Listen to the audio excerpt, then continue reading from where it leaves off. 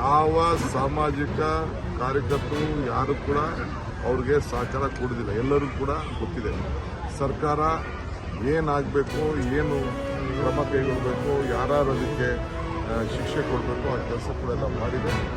ನಾವು one man commission ಕೂಡ ನೇಮಕ ಮಾಡಿದ್ದೇವೆ. ಏನಾದರೂ ಅವ್ರು ಹೇಳಲಿ, ಹೆಣದ ಮೇಲೆ ರಾಜಕಾರಣ ಮಾಡ್ತಾ ಇದ್ದಾರೆ, ಅವ್ರು ರಾಜಕಾರಣ ಮಾಡ್ಕೊಳ್ಳಿ. ಅವ್ರ ಇರೋದೇ ಈ ಒಂದು ಹೆಣದ ಮೇಲೆ ರಾಜಕಾರಣ ಮಾಡೋಕ್ಕೆ. ನೀವು ಯಾವ ಕಾಲದಿಂದ ತೆಗೆದುಕೊಳ್ಳಿ, ಇಲ್ಲ ವಿಟ್ನೆರೆಡ್ಡಿ ಇಂದ ಬಂದಿದ್ದು ನೋಡಿ, ಇಲ್ಲ ಗಂಗಾಧರ್ ಕೊಲೆ ಪ್ರಕರಣ ತೆಗೆದುಕೊಳ್ಳಿ, ಬೇಕಾದಷ್ಟು ಬೇರೆ ಎಲ್ಲ ಸ್ಟ್ಯಾಂಪೇಡ್ಗಳು ನಡೀತಾ ಇದೆ. ಈಗ ನಾನು ಏನೇ ಅಹಮದಾಬಾದ್ಗೆ ಹೋಗಿದ್ದೆ, ಏನಾದ್ರು ಮಾತಾಡೋಣ, ಏನೈ ಬ್ಲೇಮ್ ದಿ ಸೆಂಟ್ರಲ್ ಗೌರ್ಮೆಂಟ್ ಮಾಡಿ, ನಾನೇನಾದ್ರು ಕೇಂದ್ರ ಸರ್ಕಾರ ಹೇಳಿದ್ನ, ಇಲ್ಲ ಇದಕ್ಕೇನು ಹೇಳ್ತೀರಿ ನೀವು? ಬೇರೆ ಬೇರೆ ಎಲ್ಲ ನಡೆದಂಥ UP ಇರ್ಬೋದು, ರೈಲ್ವೆ ಸ್ಟೇಷನ್ಗಳಿರ್ಬೋದು, ಬೇರೆ ಕಡೆ ದೇವಸ್ಥಾನದಲ್ಲಿ, ಅಲ್ಲಿ ಯಾವುದೋ ಒಂದು ದೇವಸ್ಥಾನ ಧಾರ್ಮಿಕವಾದಂಥ UP ಸುಮಾರು 100 ಜನ ಸಿಕ್ಕೋಗ್ಬಿಟ್ರಲ್ಲ, ಅದಕ್ಕೆಲ್ಲ ಯಾರು ಅದಕ್ಕೆ ಹೊಣೆ?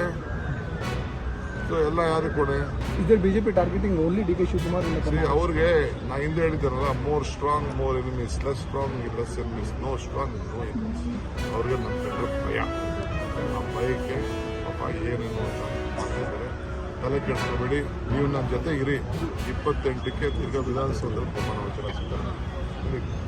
ಆಸ್ ಎ CM ಸರ್ ಪ್ರಮಾಣ ವಚನ ಕಾಂಗ್ರೆಸ್ ಗೌರ್ಮೆಂಟ್.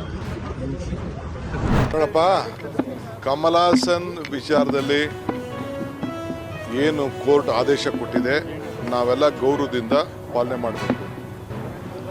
ಎಲ್ಲರಿಗೂ ಕೂಡ ಒಂದು ಹಿತಿಮಿತಿ ಇದೆ.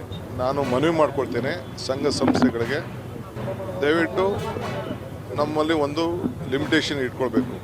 I appeal to all the Kannada activities, please be calm, we should respect the court. No one should take law into their hands.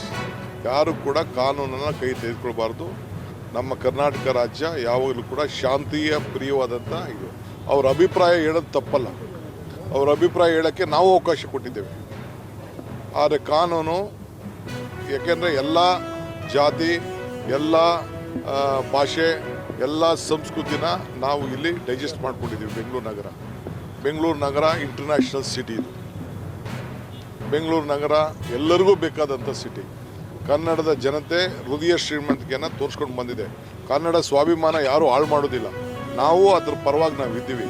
But ನ್ಯಾಯಾಲಯಕ್ಕೆ ನಾವು ಗೌರವ ಕೊಡಬೇಕು.